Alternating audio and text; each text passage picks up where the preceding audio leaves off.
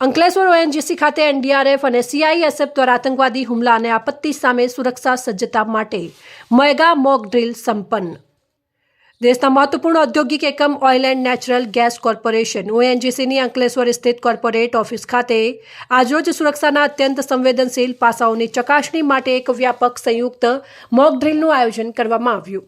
આ મોક ડ્રીલનો મુખ્ય ઉદ્દેશ્ય પ્લાન્ટ પર સંભવિત આતંકવાદી હુમલા જેવી માનવ સર્જિત કટોકટી તેમજ ભૂકંપ જેવી કુદરતી આપત્તિનો અસરકારક રીતે કેવી રીતે સામનો કરવો તે અંગેના પ્રતિભાવો અને સંકલન ક્ષમતાનું પરીક્ષણ કરવાનો હતો.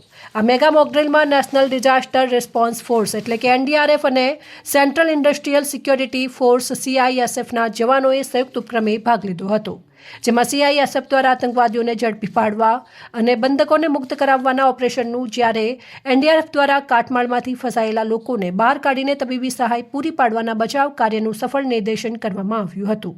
આ મહત્વપૂર્ણ સુરક્ષા અભ્યાસનું નિરીક્ષણ કરવા માટે ઓએનજીસી અને સુરક્ષા એજન્સીઓના ટોચના અધિકારીઓ ઉપસ્થિત રહ્યા હતા, જેમાં ઓએનજીસી તરફથી શશિકાંત, જીજીએમ હેડ વેલ સર્વિસ અને એસ્ટેટ મેનેજર હાજર રહ્યા હતા, જેમણે પ્લાન્ટના ઇમરજન્સી પ્રોટોકોલ્સ અને ઝડપથી પ્રતિભાવની સમીક્ષા કરી હતી.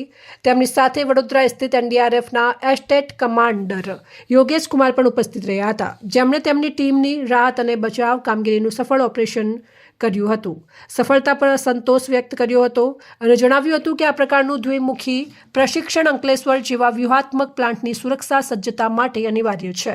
શશિકાંતે આ પ્રયાસને સુરક્ષા વ્યવસ્થાને મજબૂત બનાવવા માટેનું એક સકારાત્મક પગલું ગણાવ્યું હતું, જ્યારે યોગેશ કુમારે એનડીઆરએફની ટીમની કાર્યક્ષમતા પર વિશ્વાસ વ્યક્ત કર્યો હતો. આ સફળ મોક ડ્રીલ દ્વારા ઓએનજીસી અંકલેશ્વર સંકટના સમયે કોઈપણ પડકારનો સામનો કરવા માટેની તેની તત્પરતાનું અસરકારક પ્રદર્શન કર્યું હતું. आज ओएनजीसी और 6 बटालियन एनडीआरएफ हेडक्वार्टर दोनों ने मिलकर के आज मॉक ड्रिल का आयोजन किया.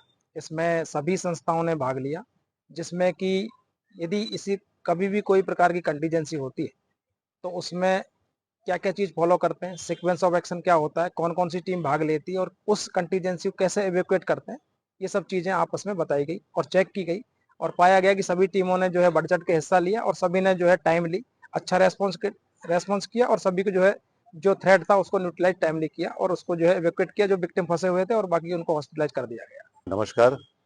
सिक्योरिटी अवेयरनेस वीक 2025 के तहत ओएनजीसी जो है 13 दिसंबर से 19 दिसंबर तक ये वीक जो है ये ऑर्गेनाइज किया हुआ है. ये बेसिकली हमारा जो प्रिपेयरनेस होता है ये चेक करने के लिए बहुत ही इम्पोर्टेंट चीज़ें हैं और इस बार हमने कंबाइंड मॉक ड्रिल का आयोजन किया है, जिसमें सारी स्टेट एजेंसीज हमारे security, medical and fire services के साथ एंगेज है और ये एक्चुअल सिचुएशन को टैकल करने के लिए बहुत ही ज़रूरी होती है. एंड इस बार भी ये मॉक ड्रिल हो चुका है, जिसका परफॉर्मेंस बहुत ही अच्छा रहा है और इसमें कोई लैप्सेस ऑब्जर्व नहीं गई है और ये जो आने वाले कभी ऐसी सिचुएशन होती है उसको हैंडल करने के लिए बहुत ही फ्रूटफुल होता है. Thank you. Reporter Anguni Zakir, Pradeep Tantral, news Bharuch.